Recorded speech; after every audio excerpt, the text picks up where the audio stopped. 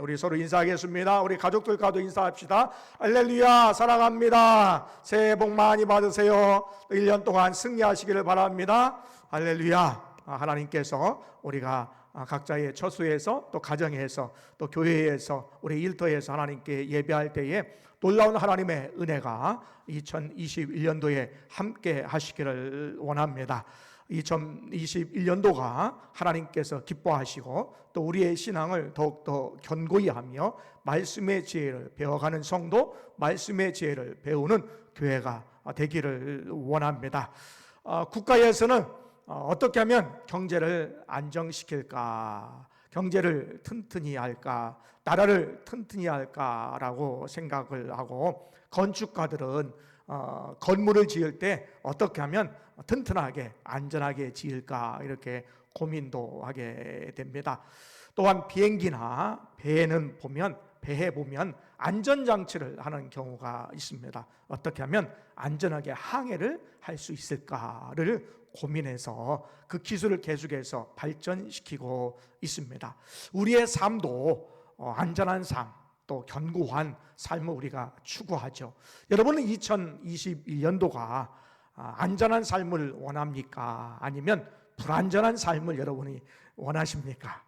2021년도가 여러분에게 안전하고 또 견고한 그런 삶을 유지해 나갈 수 있는 그런 한 해가 되시기를 원합니다. 우리의 신앙도 마찬가지입니다. 우리의 신앙도 견고해야 된다라는 거예요. 또 안정적이어야 된다라는 것입니다. 오늘 그 말씀을 함께 나누기를 원합니다. 우리 13절을 우리 다시 한번 함께 읽도록 하겠습니다. 우리 13절입니다. 시작. 주께서 사랑하시는 형제들아, 우리가 항상 너희에 관하여 마땅히 하나님께 감사할 것은 하나님이 처음부터 너희를 택하사 성령의 거룩하게 하심과 진리를 믿음으로 구원을 받게 하심이니. 아멘.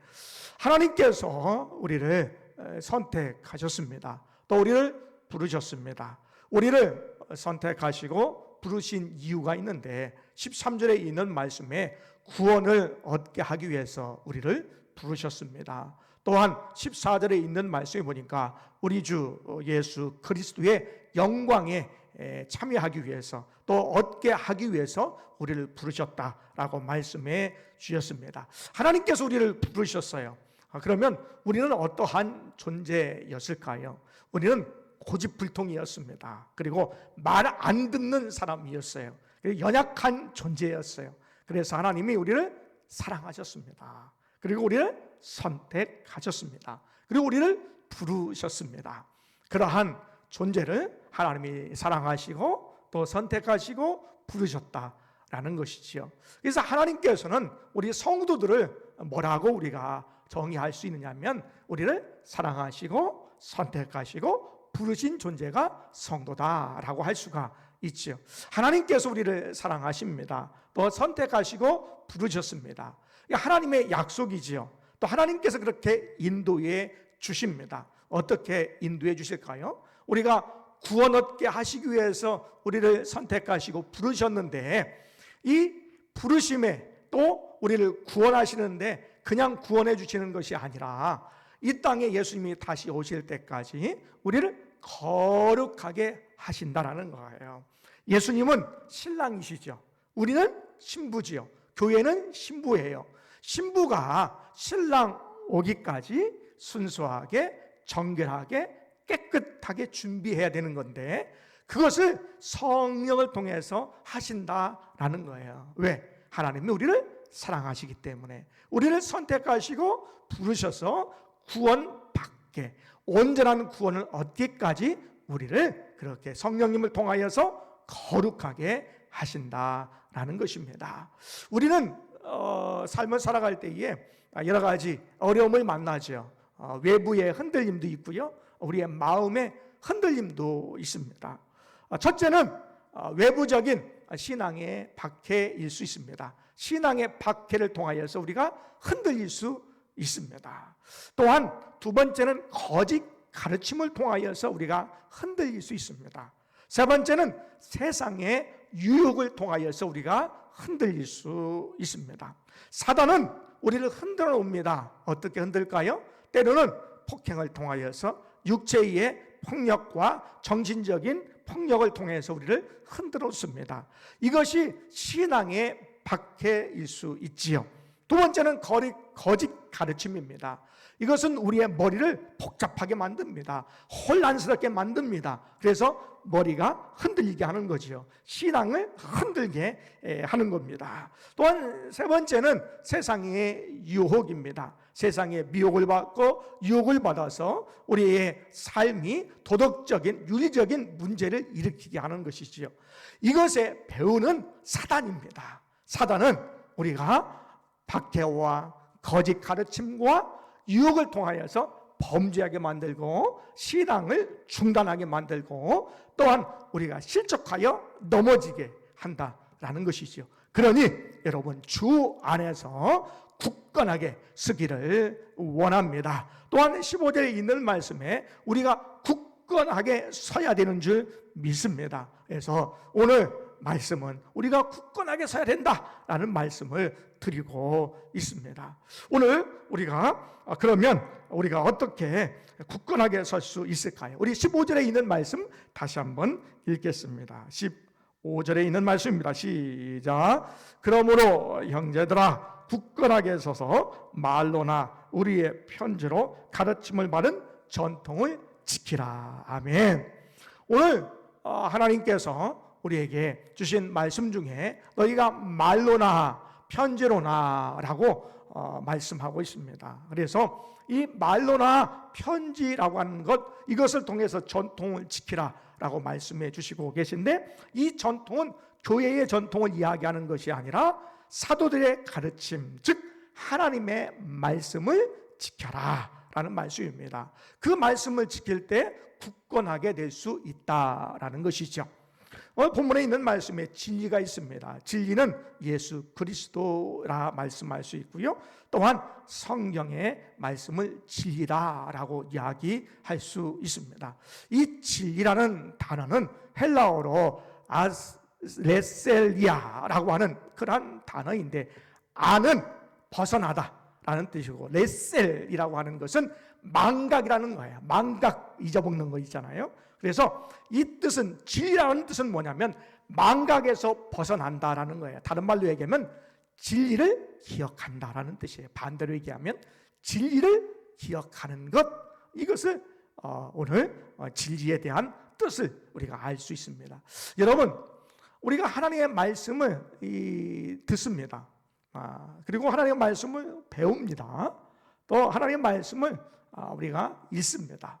그런데 이 말씀을 우리가 읽고 듣고 배운다고 끝나는 것이 아니에요. 여러분, 하나님께서 우리를 사랑해 주심을 믿습니다. 우리를 구원해 주신 건 믿습니다. 예수 그리스도의 십자가 사건이 여러분을 구원해 주신 줄 믿습니다. 이것을 믿을 때에 구원받는 줄 믿습니다. 우리가 이것을 믿지요. 그런데 이 사건을 우리가 기억해야 됩니다. 그런데 한 번 듣고 두 번 들으면 나중에는 잊어버려요. 그래서 반복해서 듣는 거예요. 그래서 진리를 기억해내는 것이죠. 기억할 때에 우리가 믿음이 굳건해질 수 있어요. 또 굳건한 믿음 위에 설 수 있다는 거예요. 우리가 얼마나 기억하느냐에 따라서 우리가 믿음에 굳건하게 설 수 있느냐, 그렇지 않느냐가 결정된다라는 것입니다.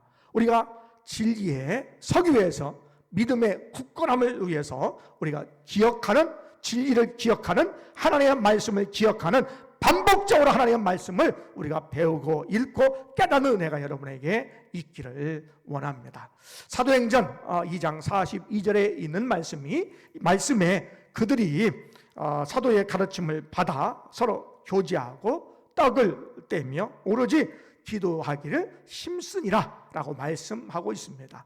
힘쓴다라고 하는 말은 계속한다는 뜻입니다.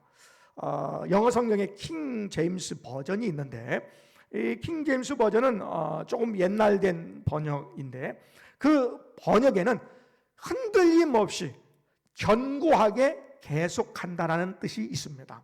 즉 사도들이 초대교회 교인들이 사도들의 가르침을 받아 떡을 떼며 교제하고 또한 기도하기에 항상 힘썼음으로 말미암아 그들의 믿음이 견고하게 되었다는 거예요. 견고한 믿음은요, 가르침을 받고 말씀의 가르침을 받고 떡을 떼며 교제하며 기도하기에 힘쓸 때에 믿음이 견고하게 된다는 거예요. 박해에도 불구하고, 초대교회는 우리보다 더 힘들었겠죠. 박해에도 불구하고 계속해서 말씀 가운데, 교제 가운데, 또한 기도함으로 나아갈 때에 그 신앙을 유지할 수 있었다라는 거예요. 또한 유지해 나갈 때에 신앙이 견고하게 되었다라는 것입니다. 우리의 환경은요, 우리의 믿음을 흔들어 놔요. 그리고 잘 믿지 못하게 만듭니다. 상황이 그렇잖아요. 물론 외부적인 상황과 전염병 상황 때문에 우리가 어찌할 수 없다, 어떻게 할 수 없다는 환경이 우리에게 주어져 있습니다.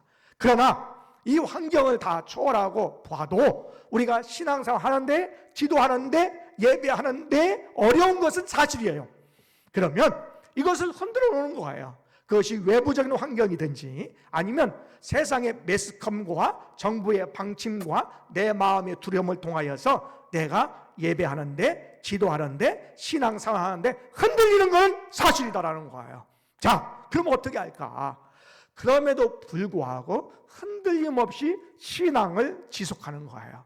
계속하는 거예요. 힘쓰는 거예요. 그럴 때 신앙이 견고해지는 거예요. 할렐루야! 숨지 말고, 피하지 말고 견고하게 예수 그리스도를 잘 믿고 끊임없이 힘써 믿음으로 나가는 여러분 되시기를 바랍니다. 그럴 때에 우리의 신앙이 견고해질 수 있다라는 것입니다. 자, 그러면 누가 견고해야 될까요? 다른 사람이 견고하는 건 아니죠. 15절에 있는 말씀에 형제들아 라고 그랬어요. 형제는 누굴까요? 예수 믿는 사람들이지요. 예수 믿는 믿음의 형제 자매들이 굳건하게 서 있어야 되는 거지요. 믿음의 사람이 우리가 굳건하게 서야 된다라는 것입니다. 그러면 이 말은 뭐냐면 믿음의 공동체가 굳건하게 서야 된다는 것이지요. 왜 믿음의 공동체일까요? 지금 서로 떨어져서 거리를 두고 혼자 신앙생활을 해야 되는데 라고 생각할 수 있지만 오늘 왜 공동체의 믿음에 굳게 서서 계속해서 강조하고 있을까요? 여러분은 혼자 신앙생활하고 예수 믿어도 구원받습니다. 당연합니다. 이거는 진리입니다. 문제 없습니다. 단 신앙의 견고함을 유지하는 데는 문제가 생깁니다. 그리고 말씀을 오해할 수 있습니다. 그리고 혼자 말씀을 읽고 혼자 해석하다 보면 내가 말씀을 오해해서 하나님의 말씀을 내가 조작할 수 있습니다. 내 마음대로 해석하고 내 마음대로 내가 좋은 대로 내 해석으로 내가 그렇게 오해할 수 있습니다. 그러면 하나님의 뜻이 오해가 되는 것이죠. 하나님의 뜻이 변질되어 버린다라는 거예요. 그래서 공동체가 필요한 것, 교회가 필요한 것은요, 교역자 또 신앙의 선배들의 가르침을 받아야 됩니다. 교육을 받아야 됩니다. 그리고 이것이 바른지 그렇지 않은지를 판단, 점검 받아야 됩니다. 그리고 공동체 안에서 신앙의 선배와 신앙의 후배 그리고 함께 믿음의 형제 자매들이 서로 격려하고 서로 가르쳐주고 서로 조언하고 서로 격려하며 용기를 주는 것이 공동체에서 해야 할 일이다라는 것이에요. 그래서 우리는 그 가운데 교회 공동체, 믿음의 공동체를 통하여서 신앙이 견고해질 수 있다라는 것입니다. 자, 하나님께서 우리를 사랑하십니다. 또 그리고 우리를 선택하셨습니다. 우리를 부르셨습니다. 왜 부르셨을까요? 구원 얻도록 부르셨고요. 14절에 있는 말씀에 그리스도의 영광을 얻게 하기 위해서 우리를 부르셨다라는 거예요. 자, 하나님이 다 하셨어요. 그럼 우리는 아무것도 안 하느냐? 그렇지 않아요. 오히려 우리는 더 최선을 다하는 거지요. 그래서 기도하라. 또 기도의 모습을 우리에게 보여주고 있습니다. 우리 본문을 다시 한번 읽어보겠습니다. 17절에 있는 말씀입니다. 17절입니다. 시작. 너의 마음을 위로하시고 모든 선한 일과 말에 굳건하게 하시기를 원하더라 그랬습니다. 자, 구원은요 견고한 거예요. 구원은요 견고한 거예요. 어디서? 주 안에서 견고합니다. 여러분, 예수 믿으면요 우리 구원 받습니다. 이거 진리입니다. 이것은 변함이 없습니다. 하나님께서 아주 하드한 견고한 것, 흔들리지 않는 것을 우리에게 진리를 주셨어요. 하나님께서 우리를 선택하시고 부르셨습니다. 구원을 얻게 해 주십니다. 견고한 거예요. 그런데 우리가 이 구원을 얻기 위해서 구원 얻는 과정은요 성령께서 우리에게 임하셔서 우리가 주님 만날 때까지 거룩하게 우리를 변화시켜 주십니다. 그러면 이것이 하나님께서 자연스럽게 우리에게 하시기도 하시지만 우리가 해야 할 일이 있어요. 그것은 뭐냐면 하나님이 역사하시도록 우리가 기도하는 거지요. 그래서 17절에 있는 말씀에 사도 바울이 데살로니가 교인들을 위해서 기도했다라는 거예요. 하나님 물론 다 해주십니다. 맞습니다. 옳습니다. 진리입니다. 약속입니다. 구원해 주십니다. 하나님의 영광 가운데 우리를 이르게 하십니다. 할렐루야. 아멘. 맞아요. 맞아요. 다 하나님은 하셔요. 하나님의 은혜입니다. 모든 것이 다 하나님의 은혜입니다. 그런데요 하나님의 은혜는요 우리가 그 일을 할 수 있도록 도와주시는 것도 하나님의 은혜예요. 그래서 우리의 기도가 필요해요. 우리가 다른 사람을 위해서 기도하고요 우리 스스로 믿음의 굳건함을 위해서 기도하는 거예요. 굳건하게 서기 위해서 기도하는 거예요. 하나님의 말씀 가운데 전통을 지키기 위해서 어떻게 우리가 지킬 수 있을까? 도와주세요. 지킬 수 있도록 도와주세요. 라고 기도하는 것이죠. 그래서 17절에 그렇게 기도하고 있다라는 것입니다. 하나님의 약속의 말씀을 하나님께서 이루시고 우리가 그 일을 잘 감당할 수 있도록 기도하며 나가는 여러분 되시기를 원합니다. 하나님께서 우리를 사랑하십니다. 선택하셨습니다. 그리고 부르셨습니다. 우리를 구원하시기 위해서 부르셨습니다. 또한 그리스도의 영광을 얻게 하기 위해서 우리를 부르셨습니다. 왜 부르셨을까요? 왜 그렇게 하실까요? 왜 그렇게 하실까요? 그냥 우리를 그냥 내버려둬도 되는데, 그냥 내팽개쳐도 되는데 왜 그러셨을까요? 13절에 있는 말씀에 형제들을 사랑하시는 것, 주 예수의 사랑 때문에, 15절에 있는 말씀에 하나님과 예수 그리스도의 사랑 때문에 우리를 그렇게 견고하게 하시기를 원하신다라는 거예요. 오늘 우리가 예배드릴 수 있는 것은 뭘까요? 하나님의 사랑 때문입니다. 우리가 성도된 것이 무슨 이유일까요? 하나님의 사랑 때문입니다. 우리가 어려워도 힘들어도 주님을 붙잡고 예배를 붙잡고 기도를 붙잡고 신앙을 붙잡을 수 있는 근거가 뭘까요? 그것은 하나님의 사랑 때문입니다. 그 사랑이 우리를 견고하게 하십니다. 때로는 우리가 흔들릴 수 있습니다. 우리가 무너질 수 있습니다. 포기하고 싶을 때도 있습니다. 중단하고 싶을 때도 있습니다. 그래도 끊임없이 굳건한 믿음 위에 서서 나갈 수 있는 것은 바로 하나님의 사랑입니다. 스펄전 목사님은 이렇게 얘기했습니다. 여러분이 만약 한 발을 바위 위에 한 발을 모래밭에 놓는다면 분명히 어느 순간에는 모래밭으로 여러분이 빠지게 될 것입니다 라고 그랬습니다. 여러분, 신앙생활에 우왕좌왕하면 안 됩니다. 언제든지 하나님께서 우리를 사랑하시고 선택하시고 부르셔서 구원해 주시고 그리스도의 영광을 얻게 해 주신다고 하는 진리에 굳건하게 서셔야 됩니다. 또 말씀을 붙잡아야 됩니다. 말씀을 지키면 하나님께서 우리를 지켜 주십니다. 말씀을 귀하게 여기면 하나님께서 우리를 귀하게 여겨 주십니다. 주님 오실 때까지 때로는 우리가 어려움도 있지만 주 예수 그리스도의 오심을 기다리면서 우리가 하나님 지켜주옵소서, 붙잡아 주옵소서, 하나님 구원 얻도록 인도하여 주시옵소서, 우리의 삶 가운데 흔들리지 않도록 도와달라고 기도하며 나갈 때에 2021년도가 견고하게 서서 굳건하게 서서 나아가는 귀한 한 해가 될 줄 믿습니다. 여러분 굳건하게 서시기를 원합니다. 2021년도 굳건하게 서서 하나님께 영광 돌리며 하나님의 놀라운 역사를 체험해 나갈 수 있는 우리 모두가 되시기를 원합니다.